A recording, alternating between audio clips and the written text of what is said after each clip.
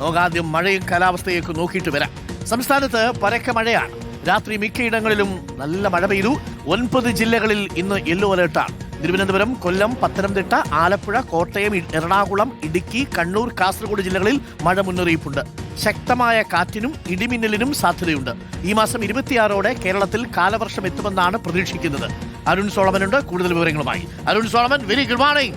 അപ്പോ മഴക്കാലമാണ്, ഉത്തരേന്ത്യ ചുട്ടുപൊള്ളുന്നു, അവിടെ ഉഷ്ണതരംഗമാണ്. രാവിലെ കൊടയൊക്കെ പിടിച്ച് അരുൺ ഇങ്ങനെ നിൽക്കുന്നത് കാണാൻ നല്ല ഭംഗിയുണ്ട്, നല്ല ജയിലുണ്ട് കേട്ടോ.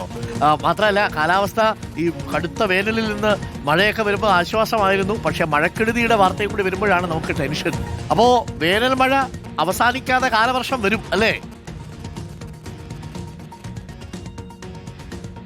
Arun, good morning. ആ ഒരു മുന്നറിയിപ്പാണ് നിലവിൽ കേന്ദ്ര കാലാവസ്ഥ വകുപ്പ് നൽകിയിരിക്കുന്നത്. 22 വരെ ഈ വേനൽ മഴ തുടരും എന്നുള്ളതാണ്. നിലവിൽ ഇന്ന് സംസ്ഥാനത്ത് 9 ജില്ലകളിലാണ് യെല്ലോ അലർട്ട്. തൃശൂർ, പാലക്കാട്, കോഴിക്കോട്, മലപ്പുറം, വയനാട് ഒഴികെയുള്ള ജില്ലകളിലാണ് നിലവിൽ ഈ മുന്നറിയിപ്പ് നൽകിയിരിക്കുന്നത്. തിരുവനന്തപുരത്ത് തന്നെ ഇന്നലെ രാത്രി തുടങ്ങിയ മഴയാണ്. ഇന്ന് ഇപ്പോൾ പുലർച്ചെയായപ്പോൾ ഒന്ന് ശാന്തമായിട്ടുണ്ടെങ്കിൽ തന്നെയും ഇപ്പോൾ തെളിഞ്ഞ കാലാവസ്ഥ ആയിട്ടില്ല. ചെറിയ ചാറ്റൽ മഴ ഇപ്പോഴും തുടരുകയാണ്. നിലവിൽ ഈ തെക്കൻ തീരദേശ ആന്ധ്രാപ്രദേശിന് മുകളിൽ രൂപപ്പെട്ട ചക്രവാത ചുഴിയുടെ ഫലമായിട്ടാണ് നിലവിൽ കേരള, കർണാടക, തമിഴ്നാട് അടക്കമുള്ള സംസ്ഥാനങ്ങളിൽ നിലവിൽ ഈ മഴ അനുഭവപ്പെട്ടിരിക്കുന്നത്. ഇതിൽ ഒരു ന്യൂനമർദ്ദ പാത്തി കൂടി ഈ കേരളത്തിൽ ഇപ്പോൾ രൂപപ്പെട്ടിട്ടുണ്ട്. അതിന്റെ അടിസ്ഥാനത്തിൽ 22 വരെ മഴ ലഭിക്കുമെന്നുള്ളതാണ്. നിലവിൽ ഇടിമിന്നലോടുകൂടിയുള്ള മഴയുള്ളതുകൊണ്ട് തന്നെ പുറത്തിറങ്ങുമ്പോൾ അതീവ ജാഗ്രത പുലർത്തണമെന്നുള്ള നിർദ്ദേശമാണ് നിലവിൽ കേന്ദ്ര കാലാവസ്ഥ വകുപ്പ് നൽകിയിരിക്കുന്നത്. മറ്റൊന്ന്, ഇന്നിപ്പോൾ ഈ കേരളത്തിലെ തീരപ്രദേശങ്ങളിൽ കള്ളക്കടൽ പ്രതിഭാസം കൂടിയുണ്ട്. 1 മീറ്റർ ഉയരത്തിൽ ഈ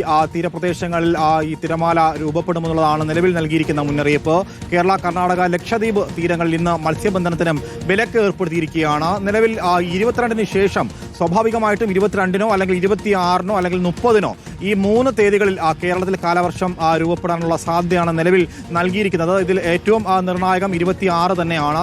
26ഓടുകൂടി കേരളത്തിൽ കാലവർഷം എത്തുമെന്നുള്ള മുന്നറിയിപ്പാണ് നിലവിൽ നൽകിയിരിക്കുന്നത്. എന്തായാലും കടുത്ത ഒരു വേനൽക്കാലം അതിനെ അതിജീവിച്ചുകൊണ്ട് ഇപ്പോൾ ഈ മഴ എത്തിയത് ഒരു ആശ്വാസമാണ്. പക്ഷെ അപ്പോഴും അടച്ചുറപ്പില്ലാത്ത വീടുകളുണ്ട്, പ്രത്യേകിച്ചും മലയോര ഗ്രാമപ്രദേശങ്ങളുണ്ട്, തീരദേശങ്ങളുണ്ട്.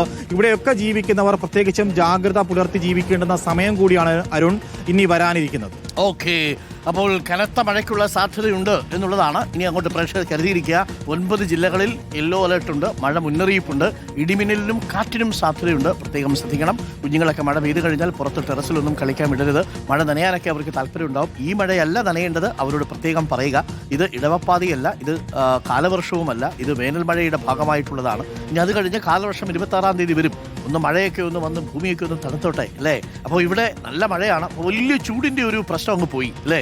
എല്ലാ സ്ഥലത്തും വീശിക്കൊണ്ടിരുന്ന ആൾക്കാർക്കൊക്കെ ഇപ്പോൾ ചെറിയ വേനൽ മഴ വന്നതിൻ്റെ ഒരു സംതൃപ്തിയാണ്. ഇന്നലെയൊക്കെ തിരുവനന്തപുരത്തും തെക്കൻ ജില്ലകളിലും പെയ്ത മഴയിൽ പലർക്കും സമാധാനത്തോടെ ഫാൻ ഇടാതെ കിടന്നുറങ്ങാൻ പറ്റുന്നു എന്നുള്ളതാണ്.